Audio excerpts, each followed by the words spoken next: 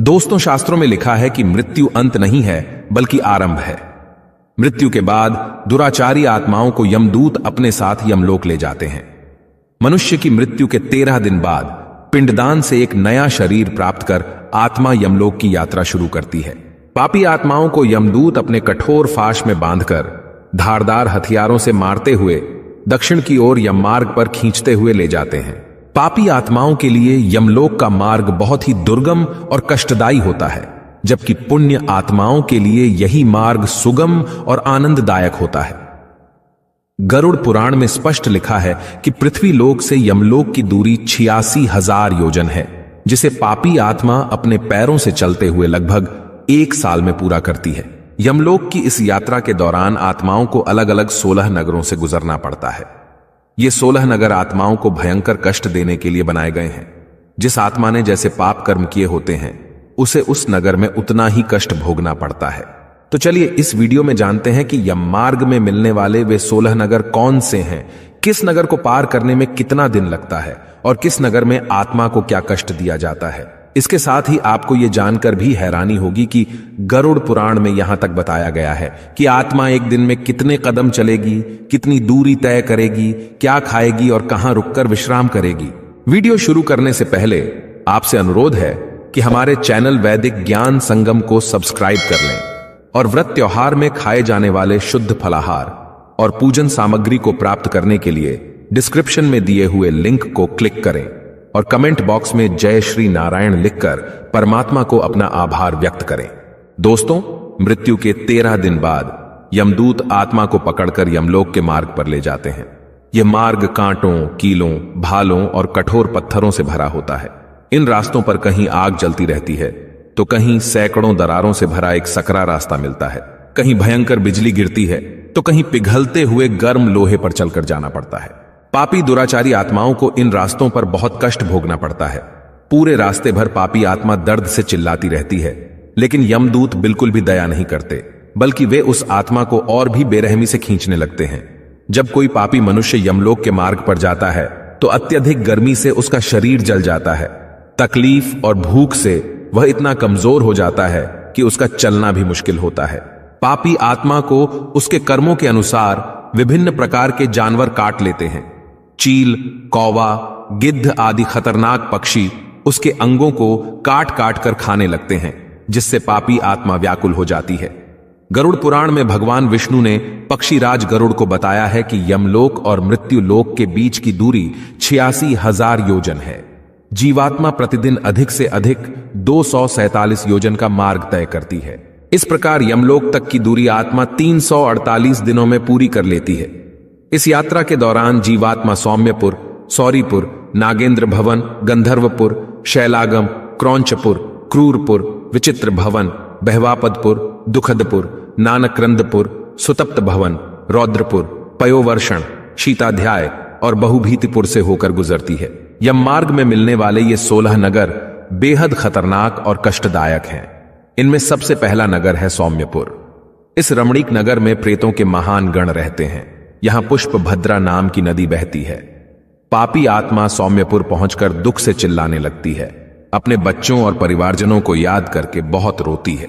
रोते रोते उसे अपने किए हुए पाप याद आते हैं, जिसके लिए वो भगवान को याद कर यमदूतों से माफी मांगती है, लेकिन उसकी बात सुनी नहीं जाती। परिवारजनों द्वारा दिए गए मासिक पिंडदान को ग्रहण करके थकान से चूर वह जीवात्मा करुण विलाप करती है। इस नगर की खूबसूरत हरियाली और पहाड़ देखकर विश्राम करना चाहती है, लेकिन यमदूत उसे विश्राम करने नहीं देते और उसे घसीटते हुए दूसरे नगर ले जाते हैं। यममार्ग में स्थित दूसरे नगर का नाम सौरीपुर है। सौरीपुर के रास्ते में चलते समय यमदूत उसे मुद्गलों और भालों से पीटते हैं, जिससे उसे बहुत दुख होता है। वह चिल्लाने लगता है और अपने पापों को याद करके रोता है। इस नगर में काल रूपधारी महाभयंकर जगन नाम का राजा राज करता है, जो अपनी इच्छा अनुसार स्थिर और गतिशील रहता है। उसे देखकर जीवात्मा अत्यंत भयभीत हो उठती है और अपने अनिष्ट की शंका से पीड़ित होकर त्रिपक्ष में पृथ्वी पर संबंधियों द्वारा दिए गए जलपिंड को खाकर बिना विश्राम किए दिन रात लगातार चलते हुए तीसरे नगर अर्थात नागेंद्र भवन पहुंचती है। नागेंद्र भवन पहुंचने में आत्मा को 3 माह का समय लग जाता है। जहां उसे महाभयंकर कष्टदायी वन मिलता है, जिसकी पीड़ा से विलाप करती हुई आत्मा यमदूतों से बार बार अपनी मुक्ति की प्रार्थना करती है। यहां वह आत्मा अपने बंधु बांधवों के द्वारा दिए गए अन्न जल को प्राप्त करती है। उसके बाद यमदूत उसे पाश में बांधकर दुख देते हुए पुनः आगे की ओर ले जाते हैं। चौथे मास में यह पापी आत्मा गंधर्व नगर पहुंच जाती है, जहां की पथरीली और तपती हुई जमीन पे चलते हुए उसके पैर जल जाते हैं। यहां आत्मा आराम करना चाहती है, लेकिन यमदूत उसे बिल्कुल भी आराम नहीं देते। चौथे मास में दिए गए श्राद्ध पिंड का भक्षण करके आत्मा शैलागम नामक नगर पहुंचती है, जहां उस पर लगातार पत्थरों की बारिश होती है। पत्थर लगने से उसका पूरा शरीर चोटिल हो जाता है। कष्ट में जमीन पर गिरी हुई आत्मा यमदूतों से बार बार प्रार्थना करती है। तब यमदूत उससे कहते हैं कि जीवित रहते हुए तुमने ज्ञान का मार्ग अपनाया नहीं, ना ही योग या भक्ति के मार्ग पे चले, और ना ही अच्छे कर्म किए, तो अब अपने कर्मों के फल भोगो। इस तरह इस नगर के कष्ट भोगते हुए आत्मा अपने सगे संबंधियों के द्वारा दिए गए पिंड खाकर बिना विश्राम किए हुए 5वें महीने में क्रौंचपुर में ले जाई जाती है। इस नगर में आत्मा अपने पुत्रों द्वारा दिए गए पिंडदान और घटदान से तृप्त होकर आधे मुहूर्त तक विश्राम करती है, और यमदूत उसे विश्राम करने से नहीं रोकते। लेकिन आधे मुहूर्त के बाद यमदूतों के द्वारा डराए जाने पर दुख से कांपते हुए पापी आत्मा उस पुर को छोड़कर चित्रभवन नामक पुर को जाता है, जहां यम का छोटा भाई विचित्र नाम वाला राजा राज्य करता है। इसी नगर में आगे एक वैतरणी नदी बहती है, जो 100 योजन चौड़ी है और रक्त तथा मवाद से भरी हुई है। जैसे ही वह पापी आत्मा इस नदी के किनारे पर पहुंचती है, उसे एक नाव दिखती है, जिसे एक कैवर्त चलाता है। नाव पर सवार नाविक आत्मा से पूछता है कि यदि तुमने पृथ्वी पर गाय का दान किया है, तो तुम इस नाव पर बैठकर खुशी से इस नदी को पार कर सकते हो। दोस्तों, जिस व्यक्ति ने जीवित रहते हुए योग्य गाय का दान नहीं किया होता, मृत्यु के बाद आकाश मार्ग से चलने वाले दूत उसके मुख में कांटा फंसाकर मछली की भांति उसे खींचते हुए वैतरणी नदी पार कराते हैं। वहां छठे महीने का पिंड खाकर अत्यधिक भूख से पीड़ित होकर आत्मा विलाप करती हुई आगे के रास्ते पर चल देती है। 7वें मास में वह बहवापतपुर को जाती है और वहां अपने पुत्रों द्वारा दिए हुए 7वें मासिक पिंड को खाती है। रास्ते में यमदूत उसे फिर से पीटने लगते हैं और कहते हैं कि तुमने पृथ्वी पर कोई भी अच्छा काम नहीं किया, इसलिए अपने कर्मों के अनुसार ही फल भोगो। इसके बाद वह पापी आत्मा उस पुर को पार कर दुखद नामक पुर में पहुंचती है, जहां आकाश मार्ग से जाती हुई वह महान दुख प्राप्त करती है।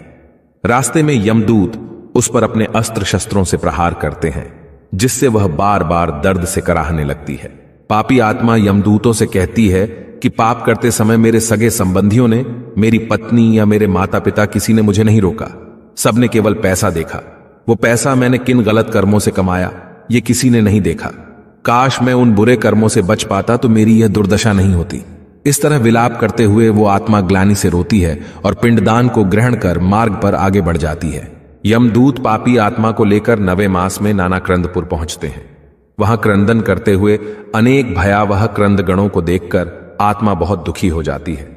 दूसरों को रोता हुआ देखकर उसे एहसास होता है कि यह लोक उसके जैसे अनगिनत आत्माओं से भरा है, जो वहां अपने कर्मों का दंड पाने आए हैं। पापी आत्मा भी अपने कर्मों को सोचकर आत्मग्लानि से भर जाती है, लेकिन यमदूतों से प्रश्न भी करती है कि अगर मृत्यु के बाद इतने कष्ट मिलते हैं, तो अगले जीवन में वो याद क्यों नहीं रहते? क्योंकि अगर याद रहेंगे तो मनुष्य गलत कर्म करेगा ही नहीं। यमदूत उसे बताते हैं कि इसीलिए जीवन में मनुष्य को कष्ट दिए जाते हैं, ताकि वह भगवान की शरण में आ सके, धर्म ग्रंथों की सीख को अपने जीवन में उतार सके। लेकिन पापी मनुष्य ऐसा करने के अतिरिक्त उस समस्या से निकलने का गलत मार्ग अपनाता है और पाप कर्म कर बैठता है। इसके बाद यमदूतों के द्वारा डराए जाने पर पापात्मा उस पुर को छोड़कर 10वें महीने में अत्यंत कठिनाई से सुतप्त भवन नामक नगर में पहुंचती है। वहां पुत्रादि से पिंडदान और जलांजलि प्राप्त करके भी सुखी नहीं होती। 11वां मास पूरा होने पर वह रौद्रपुर को जाता है और वहां भी पुत्रादि के द्वारा दिए हुए एकादश मासिक पिंड को खाता है। 11.5 मास बीतने पर वह जीव पयोवर्षण नामक नगर में पहुंचता है। यह नगर जीवों को डराने वाले बादलों से भरा हुआ है। वहां प्रेतों को दुख देने वाले बादल घनघोर वर्षा करते हैं, डराने वाली भयंकर बिजली गिराते हैं। डरी हुई आत्मा को यमदूत और भी डराते और मारते हैं। पापात्मा दुखी होकर स्वजनों द्वारा दिए गए मासिक पिंड खाती है, लेकिन उसकी भूख नहीं मिटती। भूख से पीड़ित आत्मा चिल्लाकर जोर जोर से विलाप करती है, लेकिन यमदूत उसकी एक नहीं सुनते हैं और उसे घसीटते हुए मार्ग पर आगे ले जाते हैं। इसके बाद वर्ष पूरा होने पर वह जीव शीताढ़ नामक नगर को पहुंचता है। इस नगर में हिम से भी 100 गुनी अधिक ठंड पड़ती है, जिससे उसके हाथ पैर ठंड से जकड़ जाते हैं। उससे चला नहीं जाता, वह बार बार गिर पड़ता है। ठंड से दुखी तथा भूख से पीड़ित वह जीव इस आशा से 10 दिशाओं में देखता है कि शायद कहीं कोई उसके नाते रिश्तेदार हों जो उसके दुख को दूर कर सकें। तब यम के दूत कहते हैं, तुम्हारा ऐसा पुण्य कहां है कि तुम्हें इस ठंड से मुक्ति मिले। फिर वार्षिक पिंड को खाकर वह जीव धैर्य धारण करता है। उसके बाद वर्ष के अंत में यमपुरी के निकट पहुंचने पर वह प्रेत बहुभीतिपुर में जाकर हाथ भर माप के अपने शरीर को छोड़ देता है। इस प्रकार एक हाथ का जो शरीर उसे मृत्यु के बाद 13 दिन के पिंडों से मिला था, जिस पर उसने इतने कष्ट सहे थे, बहुभीतिपुर में उसका अंत हो जाता है। इस बात को बताते हुए भगवान विष्णु गरुण से कहते हैं, हे पक्षीराज, इसके बाद फिर से अपने कर्मों का भोग करने के लिए उसे अंगुष्ठ मात्र अर्थात अंगूठे के आकार का वायु स्वरूप यातना देह प्राप्त होता है, जिसे यमदूत कठोर बंधनों से बांधकर कष्ट देते हुए अपने साथ यमलोक ले जाते हैं। यमलोक में प्रवेश करने के लिए चारों दिशाओं में 4 द्वार हैं। पापी आत्माओं को दक्षिणी द्वार से अंदर ले जाकर चित्रगुप्त और यमराज के समक्ष प्रस्तुत किया जाता है, जहां उनके कर्मों का हिसाब होता है और उन्हें अलग अलग नरकों में कष्ट पाने के लिए भेज दिया जाता है। तो दोस्तों, यह थी यम मार्ग में आने वाले 16 नगरों की विस्तृत जानकारी। यदि आप व्रत त्योहार में खाए जाने वाले शुद्ध फलाहार और पूजन सामग्री को प्राप्त करना चाहें तो डिस्क्रिप्शन में दिए हुए लिंक को क्लिक करें। अगर ये वीडियो आपको अच्छी लगी हो तो वीडियो को लाइक करें और अपने बंधु बांधवों को शेयर करें, और ऐसे ही वीडियोस को देखने के लिए हमारे चैनल वैदिक ज्ञान संगम को सब्सक्राइब करें। सर्वे शुभम भवतु। आइए मिलते हैं अगली वीडियो में।